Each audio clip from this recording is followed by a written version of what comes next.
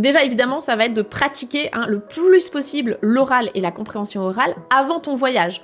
Plus tu t'immerges en amont de ton voyage, plus quand tu arrives sur place, ton cerveau, il va connecter tous les points. Il va faire « Ah oui, bah ça, je l'ai déjà entendu plein de fois. Ah bah oui, bah là, j'ai compris. Ah bah ça, cette phrase-là, j'arrête pas de la dire. Donc bien sûr que maintenant, je la maîtrise. » Donc pour pouvoir faire ça, je vais te donner comme premier outil le shadowing. C'est répéter après un natif. Donc tu écoutes des natifs parler en japonais, ce qui te développe en plus ta compréhension orale, et tu répètes ce qu'ils disent avec au maximum, si tu peux, l'intonation, le rythme pour développer ton expression orale et améliorer ton accent. Deuxième outil que je te conseille d'utiliser, c'est te parler tout seul. Donc parler tout seul, soit devant un miroir, soit quand tu es dans ta voiture, soit juste quand tu as du temps à perdre, je sais pas, tu te fais un shampoing, tu réfléchis, tiens, qu'est-ce que je pourrais te dire en japonais. Tous les moments perdus sont bons à rentabiliser pour se parler en japonais. Et tu vas aussi imaginer des situations.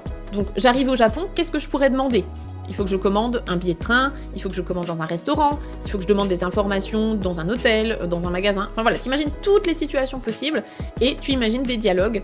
Comme ça, ça va te faire anticiper les potentielles réponses ou questions que tu pourrais entendre dans la bouche d'un japonais. Ensuite, comme autre outil que tu peux utiliser, et là on est quand même dans l'ère de l'IA, donc autant l'utiliser à notre avantage, tu vas discuter avec ChatGPT. ChatGPT, version gratuite, il fait déjà très très bien le taf. Tu vas pouvoir discuter avec lui un petit peu chaque jour. Tu peux lui demander de créer des dialogues adaptés à ton niveau. Tu peux même lui dire « j'aimerais réviser ce vocabulaire-là ». Donc tu lui donnes la liste du vocabulaire que tu veux réviser et tu lui demandes de créer une interaction avec toi, donc question-réponse.